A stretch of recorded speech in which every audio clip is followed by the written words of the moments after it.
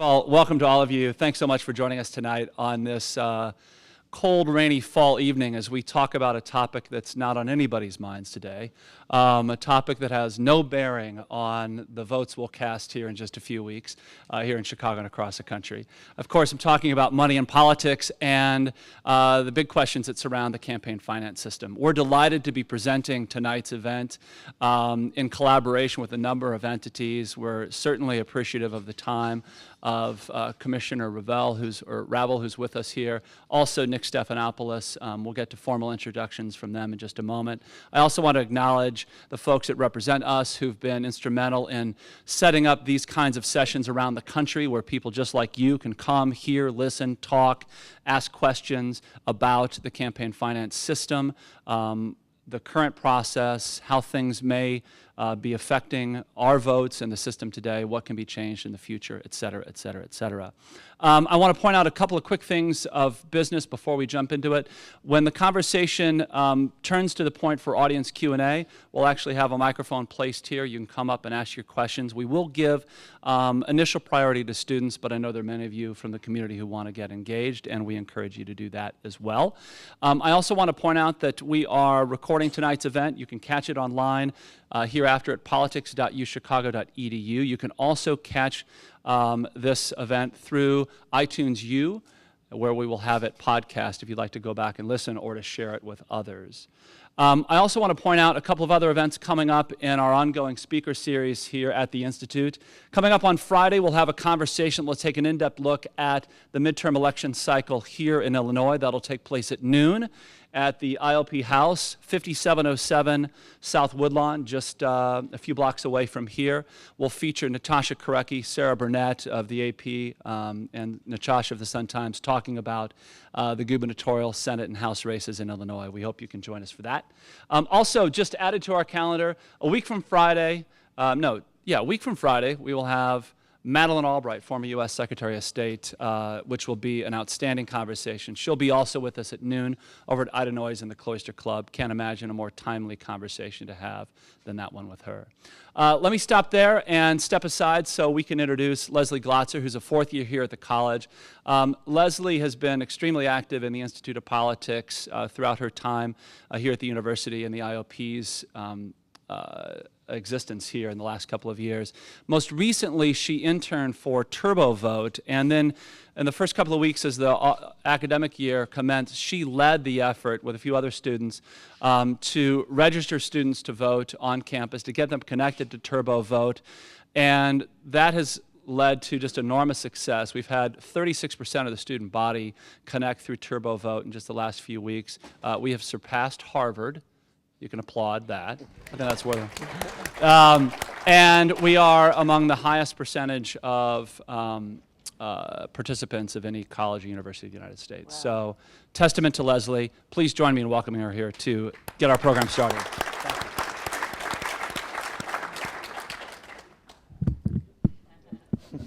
Good evening.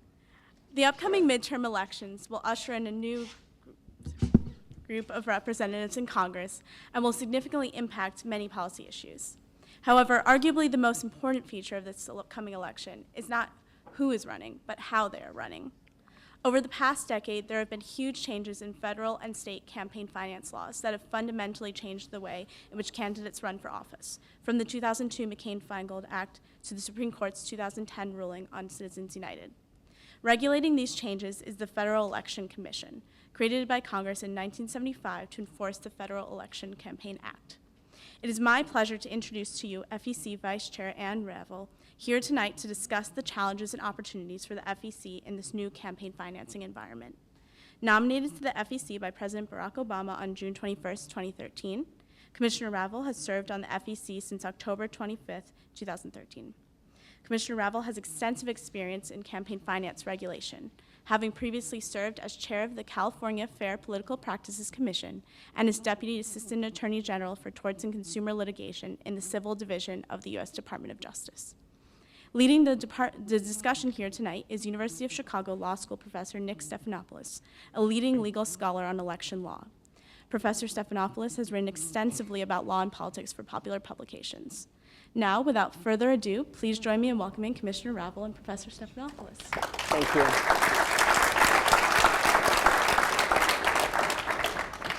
Thank you very much, Leslie, and I want to thank Steve Edwards and IOP, and most of all, I want to thank you all for coming out on a rainy night. I really appreciate seeing you here. Most of my career, as Leslie said, has been working in government. I've actually worked in all three levels of government: local, state, and federal. And because of that experience, I have a really abiding belief in the importance of government and what government can do in people's lives, and how government can actually make the community better for all people, not just those with greater wealth or a stronger voice. But people in this country now are soured on government, and it's kind of disconcerting. In a poll that's been done for probably the last 40 or 50 years, I'm getting older, asking people, do you trust the government to do what's right? In 1964, 76% of the people said yes, they do trust government to do what's right. By 2000, that number was down to 44%, and most recently, when it was done in 2013, the number plummeted to below 20%. This number is much lower than it was even right after Watergate, and the number then, when people were really dissatisfied with government, was 36%. I find it really troubling that only 1 in 5 people in this country believe that they can trust government to do the right thing. And what is worse is that people then report that because of the fact that they feel they have little say or influence over their representatives, they are now unlikely to vote. So it was actually really good to hear about the students here getting interested in voting, because a large number of people are now turning off from voting because of what they perceive is going on in this country. The FEC, as was indicated, was established after Watergate, and it was specifically to provide greater trust in government. Watergate, as many of you who are here remember, was at heart a campaign finance scandal.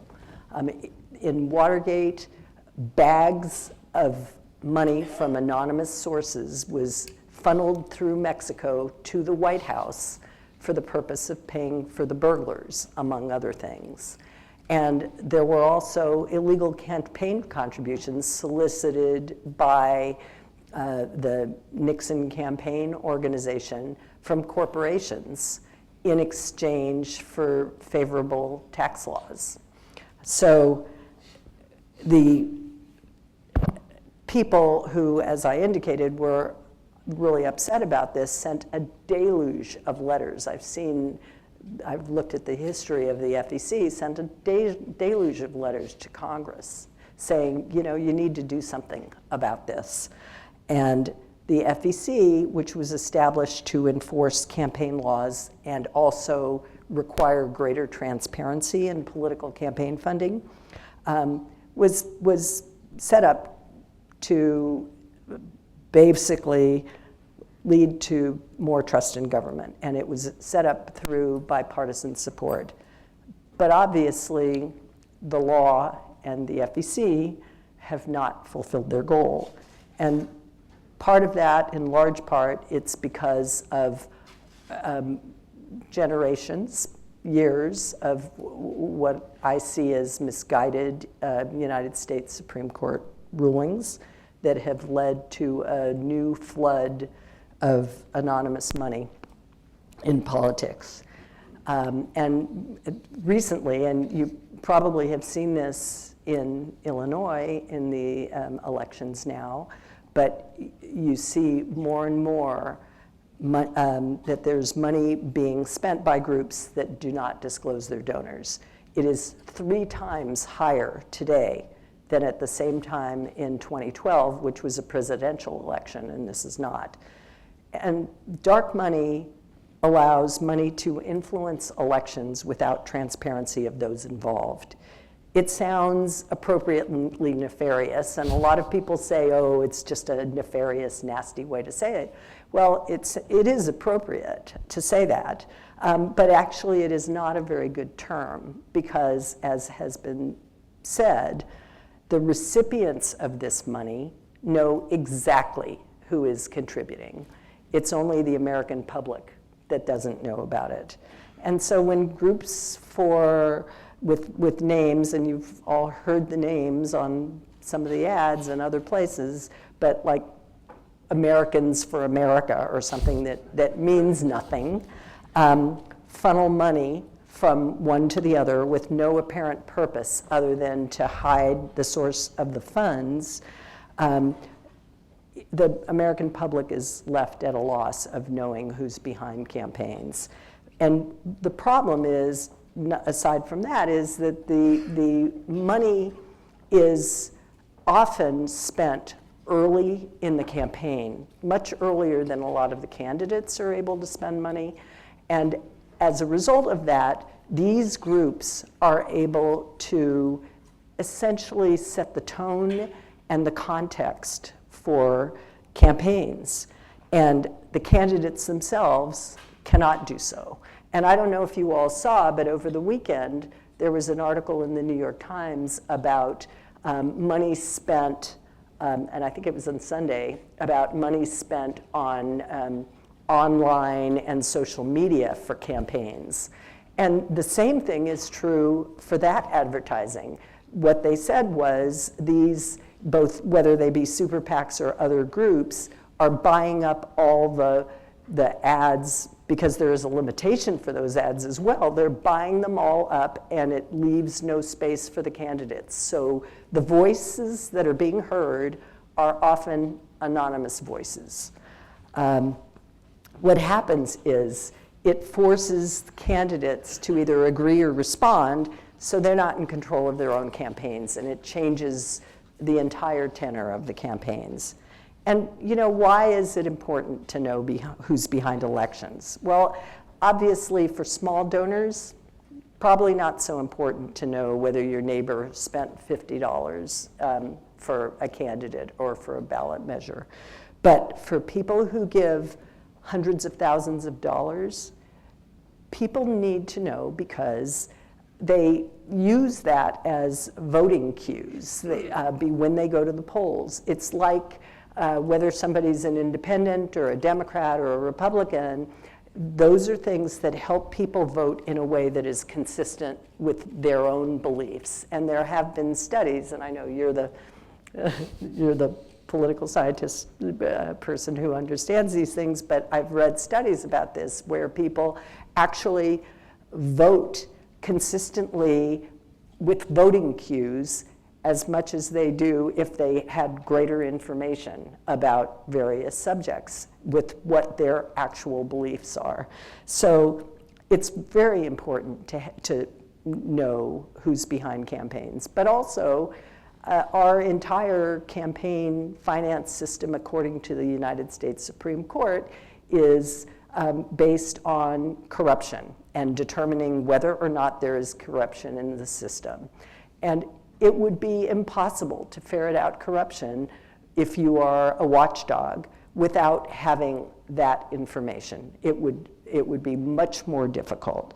So campaign finance is something that disclosure is something that the Supreme Court itself, in both the McCutcheon case that was recently decided as well as Citizens United, has been supported by 8 out of the 9 Supreme Court justices. And also, and sort of more importantly, studies have actually shown that people who feel that they understand public policies and issues, it does increase trust in public institutions. And conversely, the lack of that information leads to apathy and alienation. And that's not what we would like. But not only is this campaign finance system being decimated by the courts, but the FEC, of which I am a member for almost a year, is a particularly dysfunctional agency. Even as to the laws that remain, we are notorious for 3-3 splits, for no enforcement. We have advisory opinions which are meant to guide people about how to comply with campaign finance laws, and there are often splits on those that are significant as well. And until last week, we haven't done any regulations, which is also for the purpose of advising people about how to comply with the law, for about almost 5 years. There have been no regulations that were done by the FEC. And as a lot of people have noted, with no cop on the beat and the laws in disarray, the public is left powerless because people feel that they can not comply with campaign finance laws with impunity. I think this is an issue that everyone needs to care about. It goes to the ability of our government to represent and serve the people. So I'm here to hear your questions, your opinions, your concerns, and just having your views expressed in a public forum like this, I think, is really, really important. And it could, in and of itself, achieve some change. I will be keeping notes. I've kept notes. I kept notes in the previous one that I did, and I'm hoping at the end of the tour that I'm doing that I'll be able to do a report on what I've heard from the American people about, how they feel about money in politics and our campaign finance system. And I really do encourage you to speak up and participate. There's another way you can participate, and I just wanted to mention that. As part of, and we're going to talk a little bit about this, I think, in the questions, but as part of the attempt to get the FEC to do something last week, we did issue a couple of things, including what's called an ANPRM, and it's on the McCutcheon case. But what it is, it's a solicitation of views from the American public, comments that can talk about any subject in campaign finance. It's a very open-ended request for participation, and I absolutely implore you to please speak up and talk about it, and give your comments publicly. And if you can go to Washington, D.C., we're going to have a public hearing on it, because one of the problems with the FEC is it's very insular. One of the things, aside from not actually doing regulations, et cetera, we also don't listen to the American public. The people have not had an opportunity to weigh in as long, I think, as the FEC has existed. They weigh in with some comments relating to rulemakings, but usually it's just 5 election law attorneys in Washington who are representing people who weigh in. This is an opportunity. It's a broad question. It's an opportunity for everyone to weigh in on issues that are on their mind, and I would really ask that you consider doing that, and you tell your friends to do it too, because it's another way to hopefully make some change. Thank you. So please join me in thanking the Vice Chair for her remarks. Thank you. So I'll now exercise the moderator's prerogative to ask a few questions myself of the vice chair. And then we'll open up the floor to all of you. So I hope that you're also thinking of questions and comments that you can raise with the two of us. So, Anna, you've been now at the FEC for a little bit more than a year. And you told us in your opening comments that you find the agency insular, dysfunctional. So I was curious to hear a little bit more about your impressions of the agency and also how it compares to California's equivalent to the FEC, which you ran before you came to the FEC. Well, let's say they're almost polar opposites. When I was in California, of course, the way that the commission is set up in California is very different. And I was chair, and I was the only full-time person on the commission. So it was possible for me in between meetings to make decisions about litigation, and about some policy issues subject to the approval of the commission. And as a result of that, we did a lot of enforcement, a lot of high visibility enforcement cases. We also, and the FPPC, by the way, is also a bipartisan agency set up by vote of the people.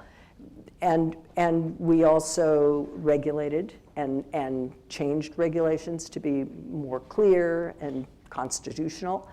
And most significantly, and probably the one matter that brought me to the attention of the White House, I think, was that prior to an election in 2012, there was a $11 million contribution that came from Arizona, from one of these groups that had a name that said nothing, and nobody knew who they were, and they had never participated in California politics before.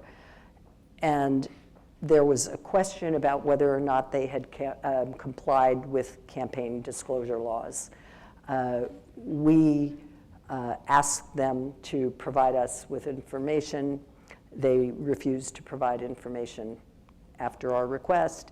And so I made the decision that we would go forward with litigation to obtain an audit of that group in order to find out whether they complied with our laws.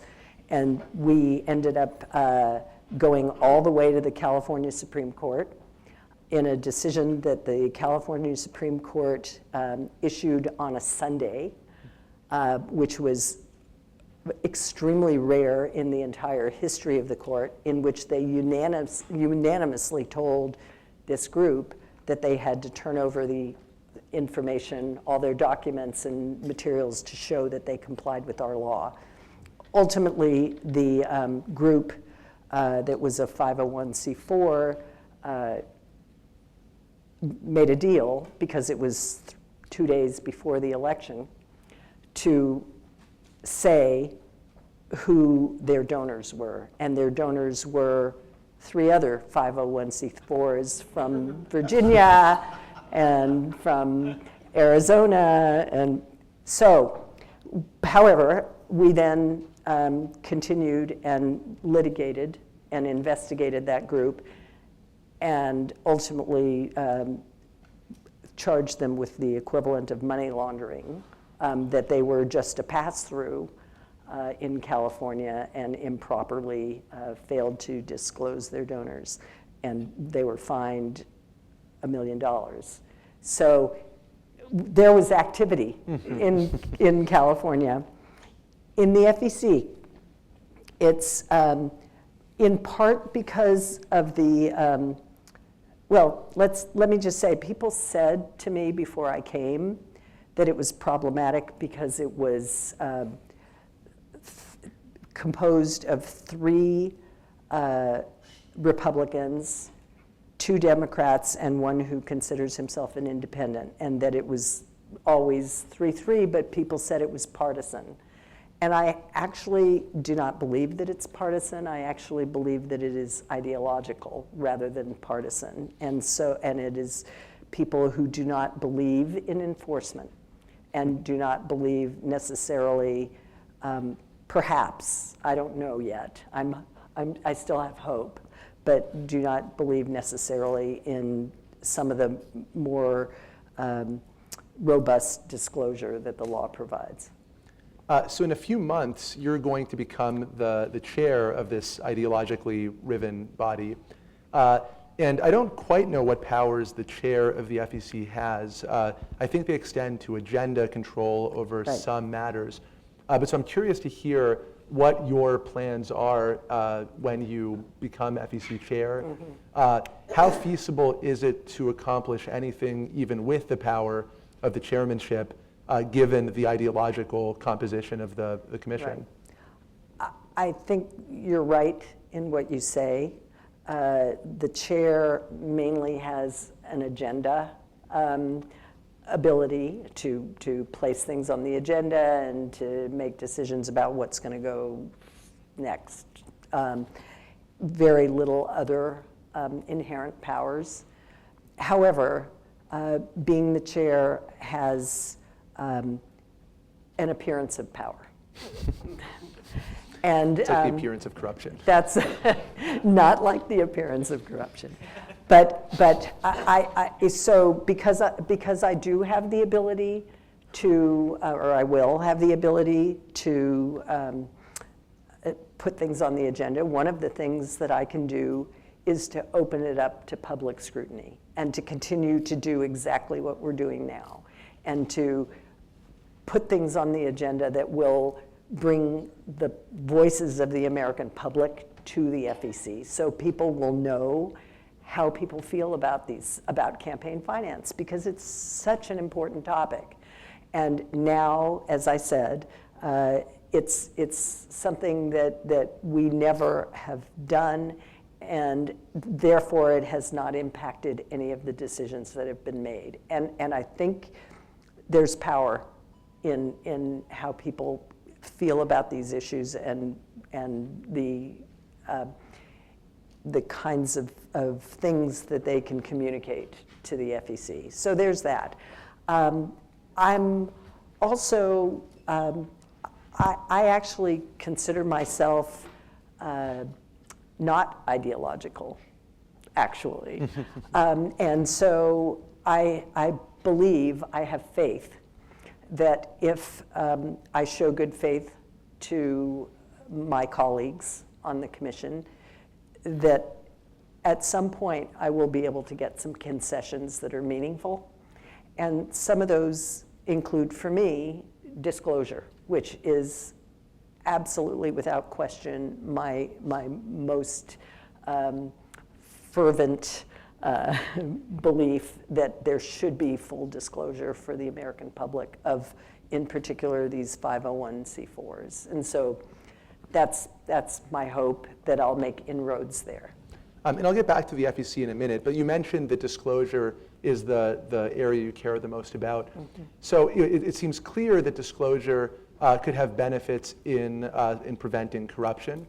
I'm curious, is that the extent of the benefits of disclosure, or is there value to it beyond deterring corruption? What is the purpose of focusing so intently on disclosure? Well, I think one of the reasons is because we don't have a lot left in campaign finance law, given the Supreme Court decisions.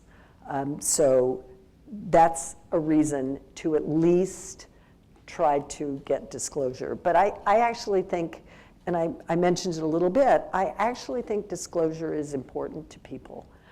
Having been in government all my life, I know transparency people care about. They want to know about things that are happening that impact their lives.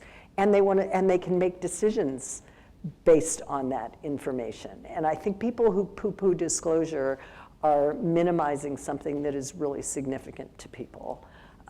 Because when you know about things, you can then vote in ways or influence in ways that you otherwise could not. If you don't know about it, you can't have that influence. And that's actually happened in cases where things have been disclosed and when people inadvertently in campaigns and people hear about it and they respond. And I know there's a lot of concern voiced by the anti-disclosure people that oh, people are going to be harassed or whatever for if things are disclosed. Well, this is part, as Justice Alito has said, it's part of our political discourse, and people have a right to know these things. So when we think about the volume of non-disclosed spending right now, I'm curious how much of the spending that we see in our elections do we not know where the donors come from? Is it only the 501c4s, the dark money groups, for which we don't have disclosure, or is it a broader problem than that? That is the major problem, but I think from what I understand and what I've read, it's a broader problem. There are a number of super PACs that also don't disclose, and some of them don't disclose money that they have sent to some of the 501c4s. You don't get a lot of information about the transferring of money from one to another, so it's hard to know who the original donors are. I've heard estimates, I heard today that already there's at least $200 million that's been spent in this election that's undisclosed, but because it's undisclosed, we don't know.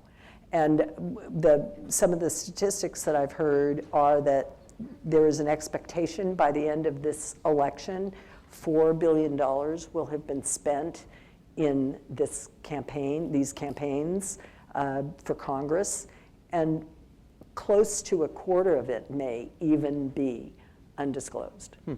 So 501c4 groups are organized under the Internal Revenue Code. Is it clear that the FEC has the authority under existing law to mandate disclosure for these 501c4 groups? Or do we need some congressional action or action by other agencies before we could get FEC rules on this? The FEC has the ability to make a decision about who is a political committee. And under the law, there's two ways, and this has been in a series of Supreme Court cases, and it's been upheld by Citizens United.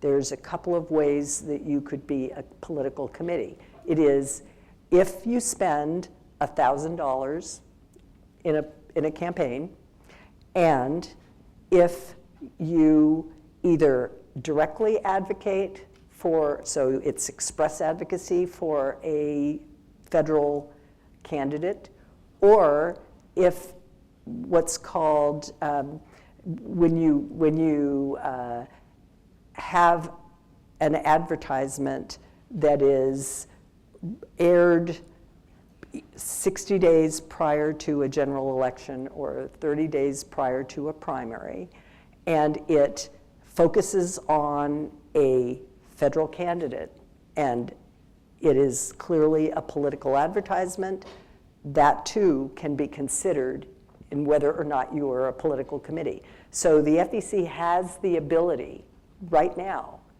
to determine if someone is a political committee, and the difference, what that means is they have to disclose their donors and come under the FEC's laws. And that's one of the places where in enforcement actions of significance, the FEC has stalemated. So you mentioned earlier that the FEC for years had not issued any new rules. So in the last week, the FEC has issued new rules, so for the first time in years, and this is to update the agency's regulations in light of Citizens United and McCutcheon. And also, I guess it's not a rulemaking, but an advisory opinion. Correct. But in addition, the FEC has now ruled that parties can create separate committees to handle expenses for their conventions. So I guess I'm curious, first of all, if you could say a little bit more about these rules. How significant are they? Is this sort of a watershed moment for the FEC, or is it a sort of exceptional moment of action, but we'll soon go back to 3-3 gridlock. What should we make of these sudden developments? Well, first, let me explain that the decision about parties and convention funding was not a rule. It was an advisory opinion that was given and requested by the Republican National Committee and the Democratic National Committee together. So the question was whether under our rules, in that case, whether under our rules they could fundraise for conventions now that the public convention funding has been taken away by Congress. And the FEC's rules provided very clearly that if something entity is a national committee, then, and we had certain descriptors of what that is, then they could be determined to be a group that can fundraise. And the determination in that advisory opinion was that they came under the rubric of national committee because they not only deal with national candidates, but also state and others. So it fit or I guess it's a different term, but it fit under the designation of the commission. However, the other rules that were enacted, and they were all on the same day, so a lot of people have conflated them, were to essentially do the conforming rules to Citizens United, which you all might recall was decided in 2010, so it's been 5 years since they've been able to do those rules. And it has left the regulated community without any advice about how to comply with the law. And the law is intricate, and so it required a lot of information. McCutcheon was more recent, it was more straightforward, but it too was conforming. And then the other rule was what I just talked to you all about, which was part of the agreement. And it was to have a public hearing and to let the voice of the public in on issues that were raised in the McCutcheon decision, which was, about disclosure, about transfers, about other kinds of corruption.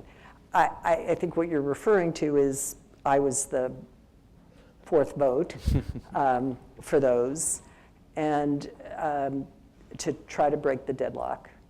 And with a view that, number one, part of the obligation of the FEC is to regulate and to allow people to understand what the rules are so they can comply. That's a basic obligation of a regulator. But admittedly, it would have been better had we been able to include disclosure regulations at the same time. But we were not going to get the votes to do that. That's why they haven't done anything for 5 years. And my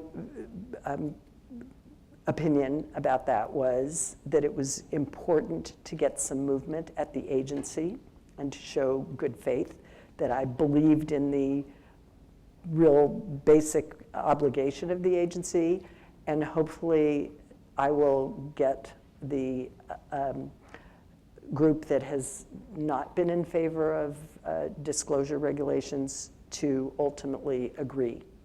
So why do you think you were the only one of the 3 Democratic appointed commissioners to vote for the advisory opinion or for the housekeeping rule? Is it that the other 2 Democratic appointed members have been there longer and are more jaded, more disillusioned, do you think? I think that that's accurate. This is the fresh optimism of a newcomer to the commission. It is. And maybe it's because I am not from Washington, D.C., but when I was in California, I was able to talk to both elected officials and members of the commission and people in the community who were Republicans, Democrats, independents, and reach some sort of a agreement, some kind of a consensus. It may not be exactly what I want or thought was right, but my view is, and I've said this before, I'm older. I don't want to sit at the FEC for 5 years and do nothing and accomplish nothing. It's important to do what you can to get some forward movement. Great. I'll ask a couple broader questions, then I'll open it up to the audience. I'm sure you all have your own questions as well. So the big campaign finance Supreme Court decision of the last year was McCutcheon in the spring.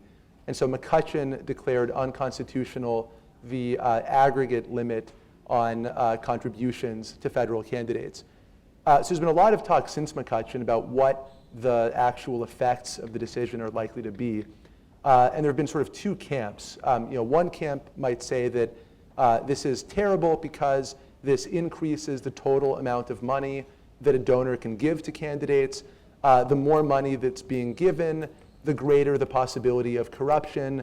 McCutcheon is just going to increase the corruptive potential of our system. Another view is that more money now, post-McCutcheon, is going to go through either the parties themselves or party-related groups.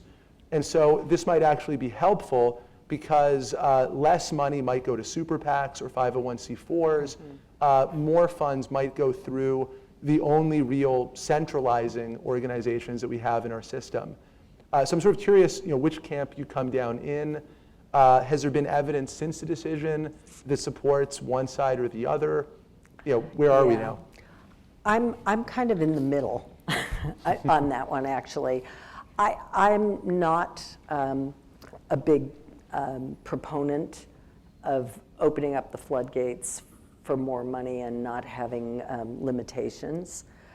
But I'm also very sympathetic to the concern of parties and candidates, all of whom disclose their donors, that the money is now increasingly coming from outside groups that either don't disclose their donors or can get unlimited amounts of money. For me, though, the real negative impact of McCutcheon is the decision itself.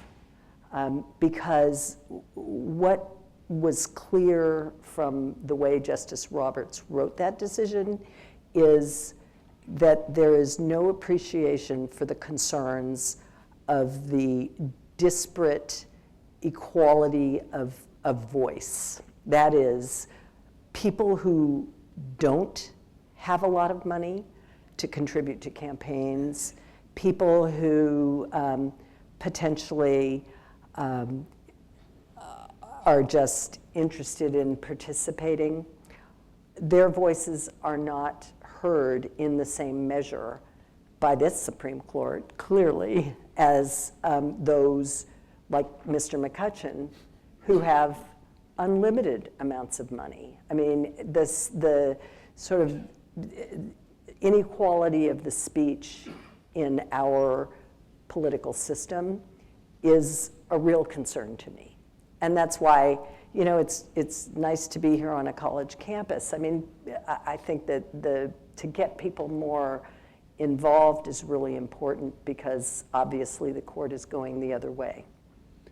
So one potential solution to this inequality of voice in our system might be some kind of public financing. And there's a bill that's been introduced repeatedly in Congress, isn't going anywhere anytime soon, but still, by Chris Van Hollen and others. And one of the key measures of that bill would be to do a multiple match for small donations. So if a donor gives $250 to a candidate, the government would then match that contribution 5 to 1. So instead of $250, the candidate would get $1,250. And there have been claims that this kind of a system would encourage a lot more people to participate in our political system, It would also diminish some of the inequalities that we see right now. So I'm curious, forget the likelihood of the bill passing, Right. But I'm curious what you think about this model of a multiple match system. Is this a real vision for the future, or is it likely to be ineffective for some reason? No, I like any system that people can devise, whether it be matching funds or tax credits or other kinds of systems that will encourage people to participate. It's less for me about the money, and I know there's now, I was discussing this earlier, I mean, there's now use of technology kinds of different ways to get people not just to contribute, but to show their views about various candidates that would then be communicated to the candidates, with avoiding money altogether and trying to get lots of people to participate in that. So the ultimate goal is for everybody in our society to participate. So whatever of those means can accomplish that, I think is a good thing, and that's the future. All right, last question, then I'll open up to the audience. So campaign finance raises all sorts of difficult issues about democratic theory, philosophy, et cetera. So as an academic, I wanted to ask you, what do you think the real harms are of unregulated money in politics?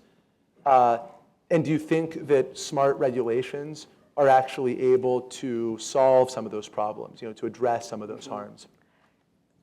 Well, obviously, one of the harms is to go back to our example about Watergate. I mean, everybody saw what the harm was in and of itself. But another harm, and so that would be corruption, because that was clearly corrupt. But another one of the harms is the question of equality, not only of participation, but also running for office. It's important that we get people from all walks of life, not just the wealthy, not just white men, but women, minorities, everybody. We need to have people participate in our political system, and money has a major impact on people's ability to run for office.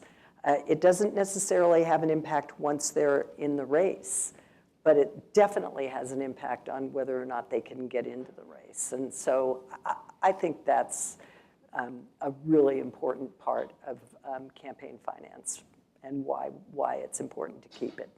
We're in a world where the anti-corruption motivation clearly is permissible, according to the Supreme Court. Right. But any kind of equality argument is going to be on very thin legal ice. It absolutely, no question about it. That will not be supported by the Supreme Court. And so what's left is corruption, which and the court has said, and they said it in McCutcheon, and they said it in Citizens United as well, not as clearly. It has to be quid pro quo corruption, which is criminal. It's criminal law. And so a fear from McCutcheon is that the ultimate result of that is going to be that the entire campaign finance system will be sort of no longer in existence by the time this court is done. And I guess so final question then. So I think since Alito joined the court, I think the court has taken 7 or 8 campaign finance cases and struck down the regulation in 100% of those. Right. So people wonder, what is next on the Supreme Court's chopping board?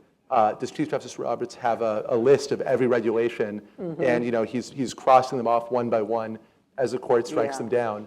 What do you think is a likely prognosis for the next 5 years on the court? Yeah. Well, obviously, I'm not a Supreme Court expert, so I don't know, but I do know what kinds of cases are coming up in the circuits.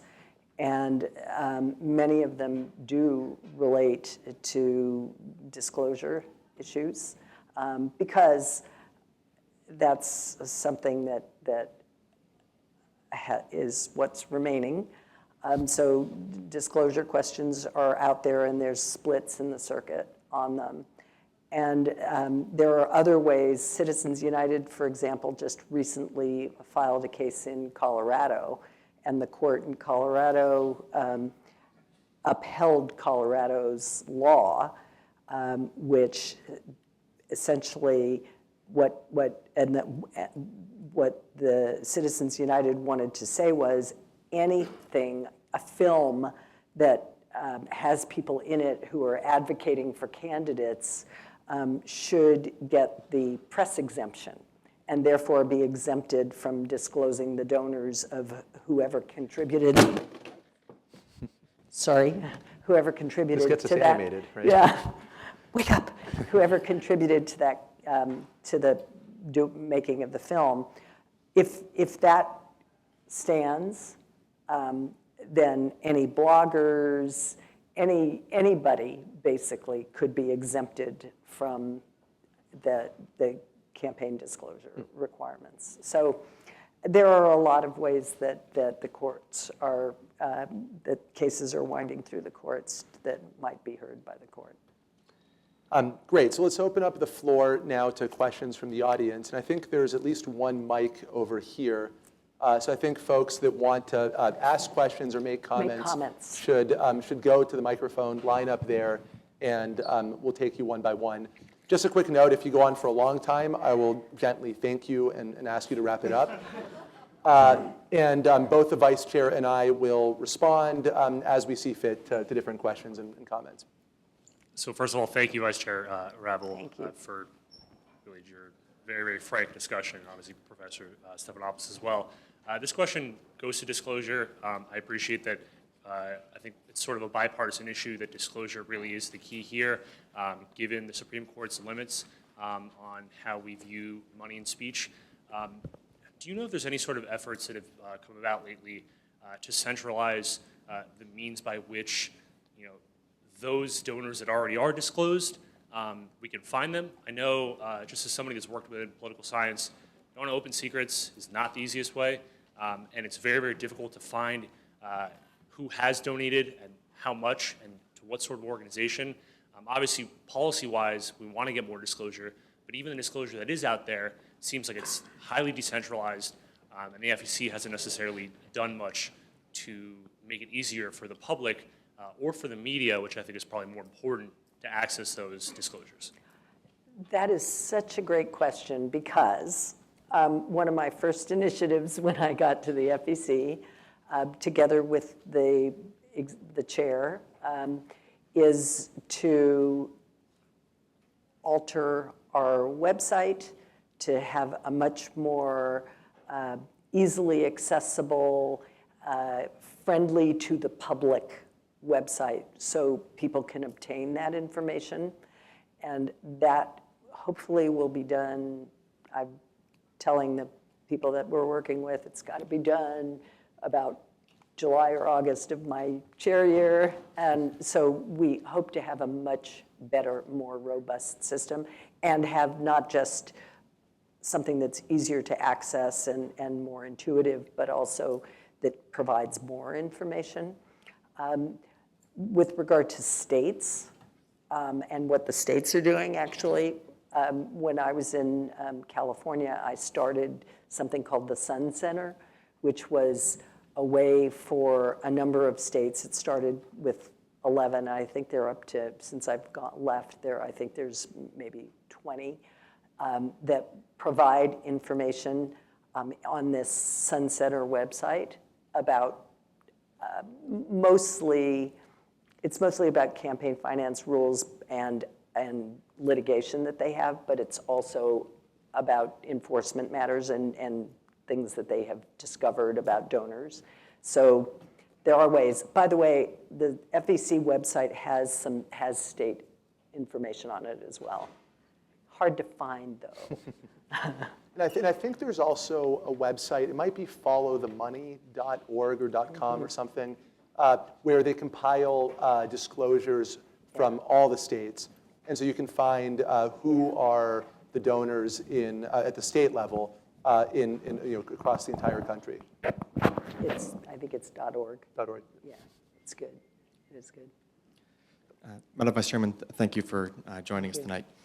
One of the problems with campaign finance is that for the past 15 years, most campaign finance reform laws have been around saying no, trying to find some way to stop people from giving money to campaigns.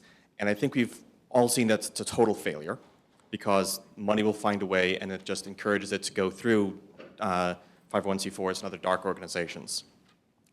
I know you are a big fan of disclosure. I fully support that. But as you noted, if in this election cycle a quarter of campaign funds that are spent is secret, that means we still know about 3/4 of it. And at this point, I think most people would say we know enough that we know our government is bought, and does it matter by whom? So how do we change the conversation from saying no to saying yes? How do we change the conversation to how do we have better alternatives than funding expensive campaigns through large dollar donations? How do we make public financing of elections through whatever mechanism a viable alternative so that candidates, as you say, don't have to already be well funded by some large organization, known or not, to even come to the table? So how do we make that change and make the public financing question front and center?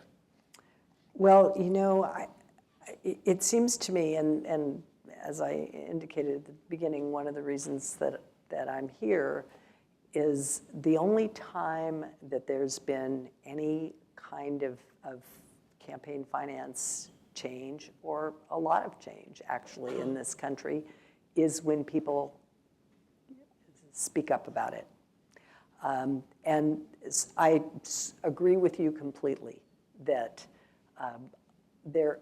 some, if not a lot, of campaign finance reform has been misguided. So I don't disagree. But people aren't going to respond. I think one of the problems that we have with campaign finance now is that our elected representatives aren't going to respond until people show that they actually care about this issue and that they know that it affects policies that everybody cares about and issues that people care about. So there needs to be a groundswell. Is there anything that the FEC can do to signal that public financing of some form would be acceptable, rules around that, some way to indicate that we're not totally dependent on Congress to start that conversation? It's not within the purview of the FEC to be able to set something like that up. Correct. So in terms of policy change, how to get public financing and other campaign finance reforms, the traditional approach has basically been to wait for a scandal. So, how did we get some public financing at the federal level? We got it because of Watergate, which then prompted the passage of the presidential public financing. Congress came very close during that same debate to passing a system of congressional public financing also.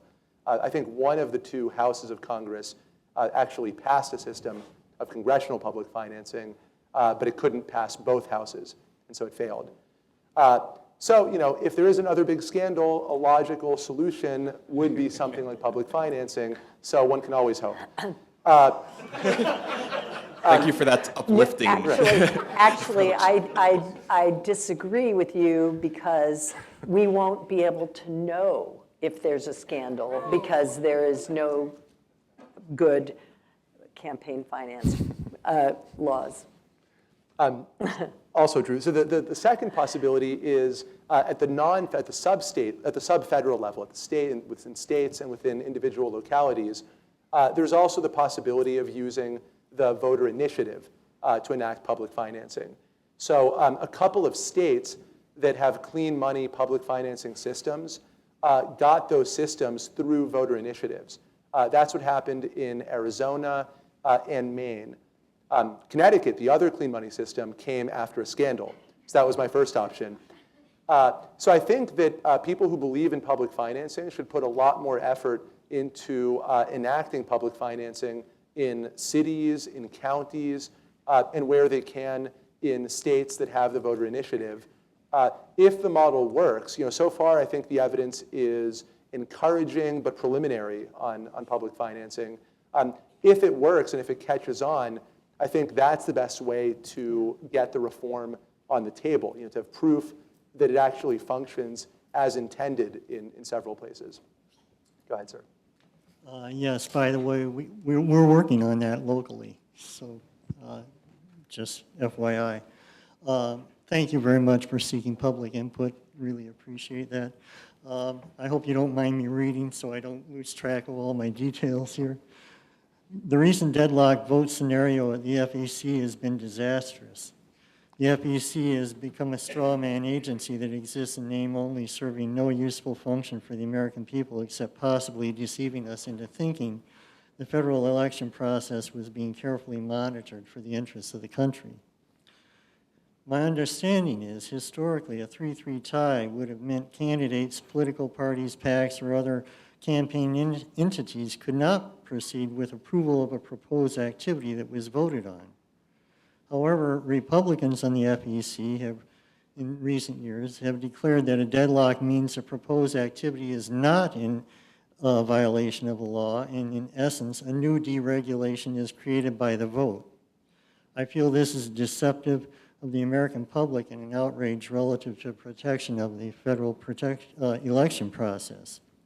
My question is, will the FEC revert back to a more rational and historical perspective where a tie vote assumes that the issue in question is not allowed and would be in violation of the law? That is, will a deadlock vote by the FEC be a non-decision or an affirmative decision? I agree with the premise of your question, and I can't predict what's going to happen. I'm hoping that it'll revert back to exactly that it's a non-decision. Any insight as to any predictions? That may be a hard one for me to accomplish during my tenure. Was there an affirmative policy change at some point? No. Or did this come about through custom or? It came about through just people saying it is that way from the dais. And the community, the regulated community saying, well, if it's 3-3, there's not going to be any enforcement, so open season. Go ahead, sir. Hello, thank you for being here. When I wrote the following statement, I was envisioning a much less sympathetic character. So forgive me if I'm preaching to the choir. I hope you use this as wind in your sails. Thank you. I feel our American democracy is under attack. Our system of government is based on the idea that everyone is equal. Our equality lies in the power of our vote. The once radical idea that a farmer in Kansas has the same ability to express his political will as a banker in New York has come to be taken for granted. Now it's thought of as the natural order of humanity. In America, we believe there should be no kings. We believe everyone has the same right to happiness and equal treatment, regardless of color, creed, or economic standing. These rights are enshrined in the sacred documents of our founding and guaranteed to all those lucky enough to call themselves Americans. There should be no kings under whose power we are forced to endure the maleficent side effects of greed and selfish short-sightedness. Our democracy is under attack, not from a foreign enemy outside our borders, but from within, by a malignant cancer that has been silently devouring its heart and soul since before President Eisenhower warned us to beware of the military-industrial complex. The silent killer that lurks inside our government is the unrestricted flow of private wealth throughout our political system. When a five-star general and sitting president looks into the eyes of a nation and tells it that the system is corrupt, we should take note. Perhaps it explains why a Congress allegedly obsessed with fiscal responsibility consistently allocates more funds to the Department of Defense than requested for weapons systems it doesn't want. Follow the money and it will lead you on a well-worn path of power as it loops past the penthouse offices of Boeing and Raytheon and General Dynamics to the corridors of Senator Cochran and Thornberry and Durbin and back again in the form of lavishly financed weapons programs. The return on investment is extraordinary. The entire congressional campaign of 2012 cost something like $3.5 billion. That same year, the Pentagon spent roughly $150 billion on weapons Sir, if procurement. you can start wrapping up, just we have other people in the line behind you. The fulcrum of that leverage is the back of the American taxpayer. The game is fixed. Our democracy is under attack. We are poisoned by corporate greed. There is an antidote to the poison. It is the American Anti-Corruption Act. And I ask you to help us get it passed. But now, hearing our discussion, I wonder if you've heard of the American Anti-Corruption Act and what you think the likelihood of it is getting passed. Thank you. Thank you. Go ahead, sir. I think it's a commendable measure, and I think it's one of the great ideas out there for reform. I would like a copy of your remarks. Thank you. I have a simple question. If as a citizen I want to comment, is there something on the FEC website that will allow me to do that, or what would I do right now? We anticipate that it will be on the website by next week, and it Okay. will be under McCutcheon. There'll be a link, and you can comment Okay. about anything that you And think. the website is FEC. Oh, it's .gov. I'm sorry? It's .gov. .gov, yeah, okay, thank you. Exactly. I have a hard time reconciling the argument that that justifies that you can give money as free speech and then also not be required to disclose it. It seems inherently contradictory to me on a variety of grounds, including logical and philosophical, but in particular in terms of American jurisprudence and what limited knowledge I have about American civil philosophy and government. Free speech is predicated on that you have the right to speech, but in terms of not revealing your identity, seems contradictory. Anytime that you speak, you usually have to identify yourself. If you speak on an application, you have to identify yourself. Most of the times you have to. So how these big groups can say, well, my privacy is being threatened if I disclose. Well, if you want your privacy, then you don't give. So I have a hard time reconciling this.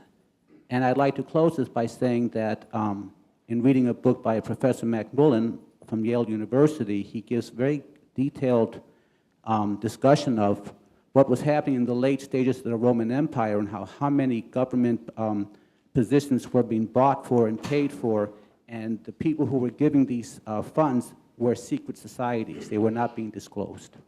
And I know it's a cliche to refer to the Roman Empire as comparing America to, that our decline can be compared to the decline in the Roman Empire, but I don't want to be cliche-ish, but the emergence of secret societies, which is what it comes down to, secret groups that control the agenda and they control the expression, what's going on, and then they don't want to be identified, seems to me to be a red flag, indeed seems to be a siren that is sounding in this country.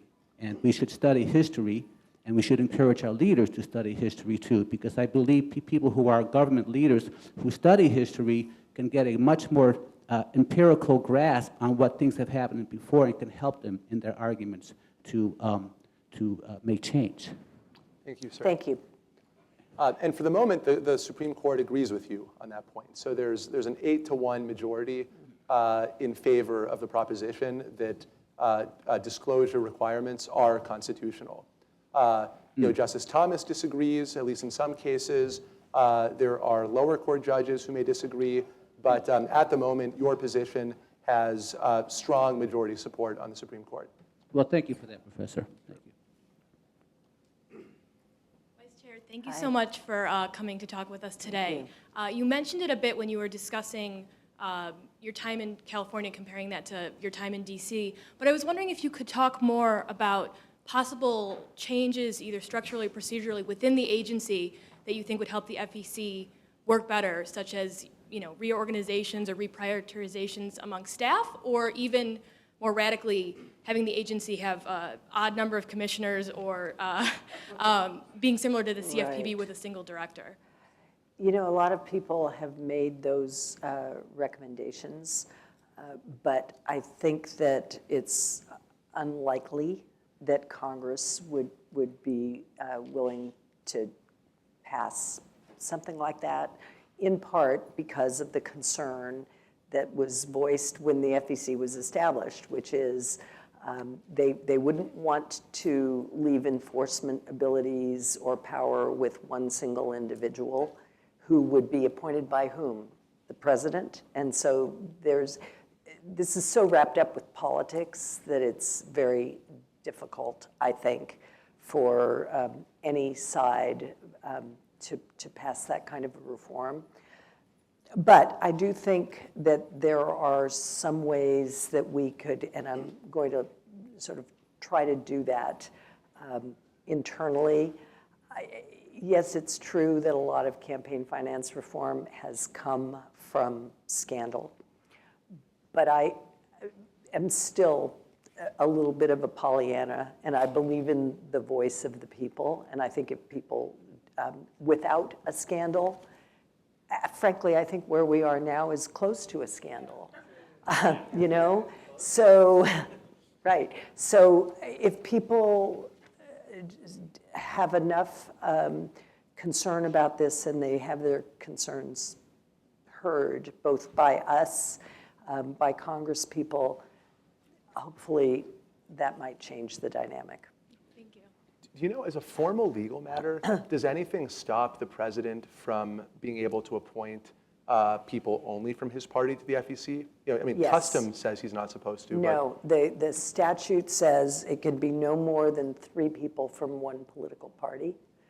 I think something that has not been done that's also problematic in the structure, just quickly, is that it is the president's appointment, and the president appoints both the Democrat and the Republican, no matter what party the president is of. We have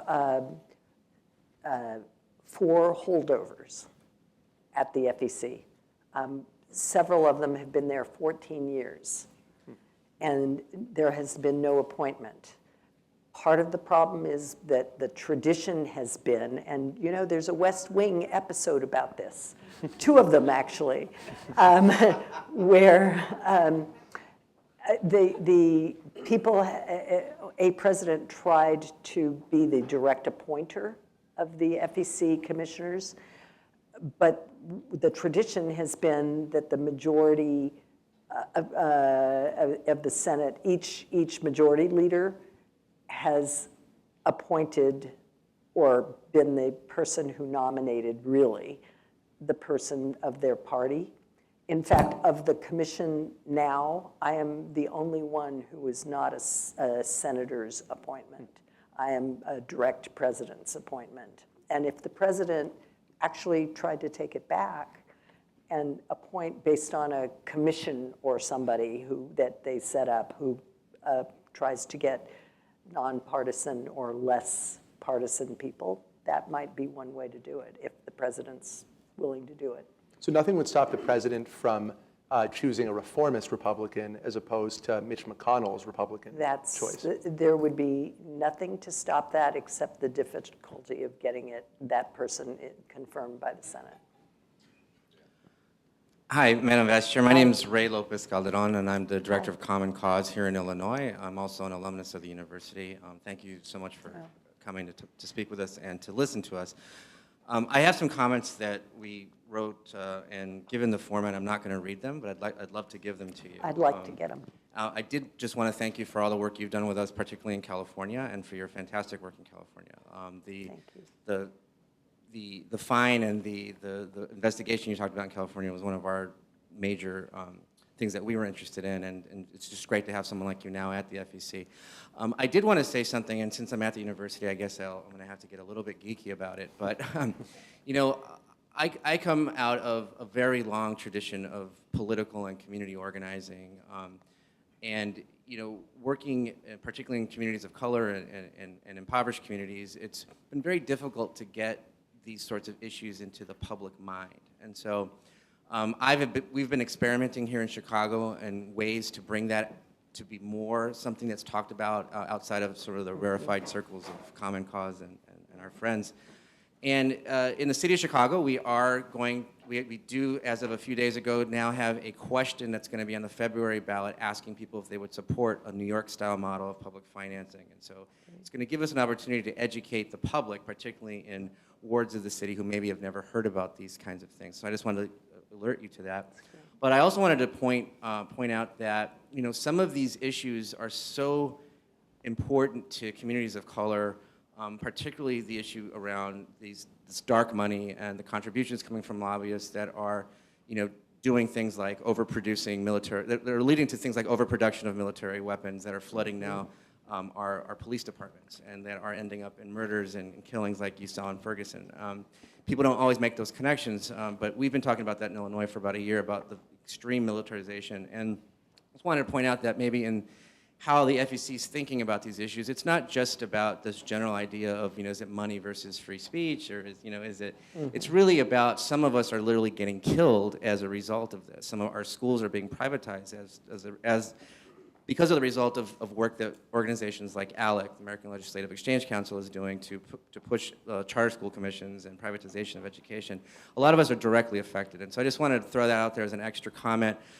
And also, as a U of C person, I remember reading here, I was a philosophy major, and I remember getting really deep into Aristotle and Plato and some of the Greek thinkers about democracy. And one of the things that's popped in my head over the last few years is that we've gone to the extreme degeneration of governmental form. This is the thing that was above and beyond democracy. Aristotle didn't like democracy, thought there was too much mobocracy built into it.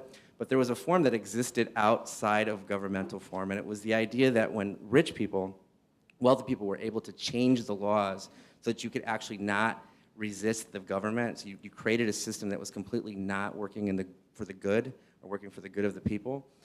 At that point, you no longer had an actual government. You had what they called a slave society, and they used the word Thrasymachon as a reference to Thrasymachus in the Republic, for all the geeks in the room.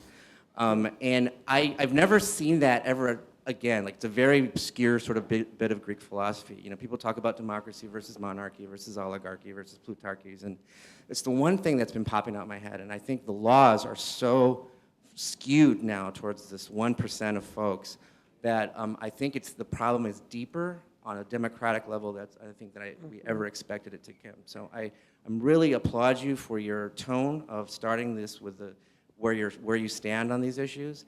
And I'd like to know, as someone who's leading a state chapter of an organization that's in 35 states and who works with our friends in this audience like Illinois PIRG and other groups, what could we do if we were all united in the same voice, because we all have our agendas and our organizations, but if we all were able to plan something, where do you think we should collectively put our political pressure? What would be the best place, the best use of our time and energy to make this issue move forward and would be helpful to you? And I'll leave that at that. Thank you. Thank you.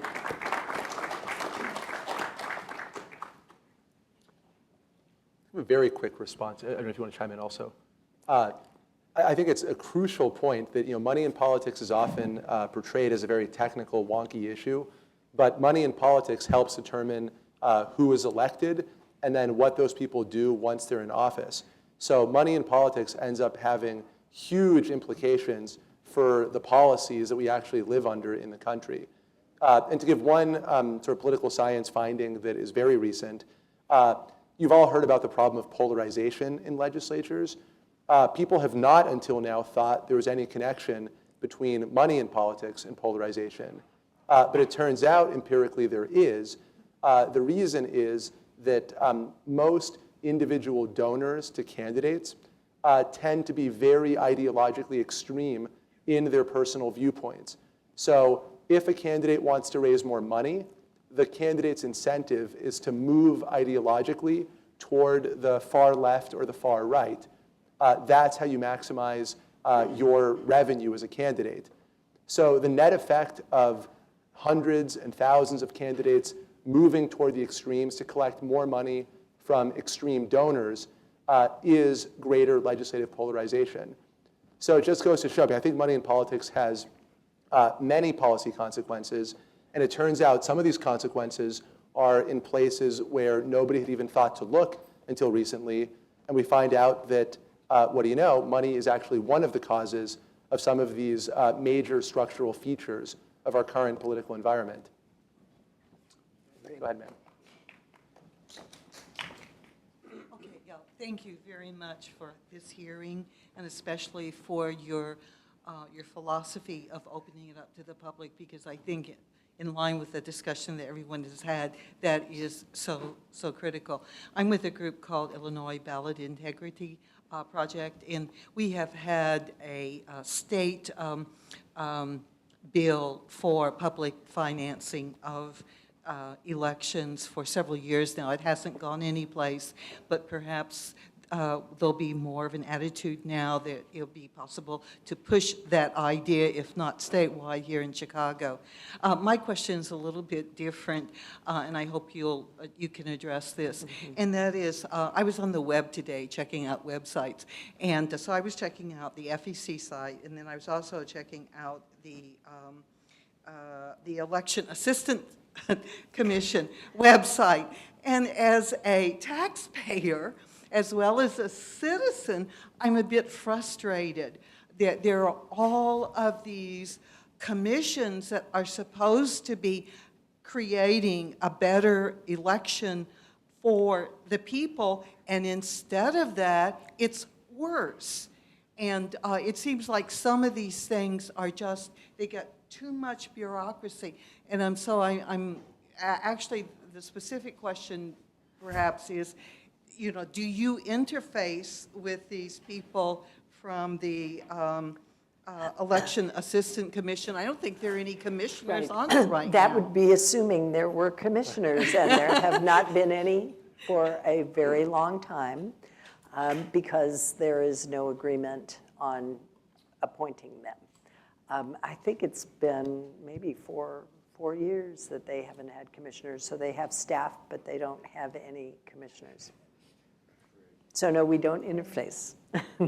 I think there's been some movement toward nominating at least, right? There have been some nominated, but they were not brought up for a vote before Congress back that went out of session. So I don't know what's going to happen. On behalf of the Institute of Politics, I'd like to thank Vice Chair Ravel and Nick Stephanopoulos for a wonderful program this evening. Why don't you join me in thanking both of our distinguished speakers.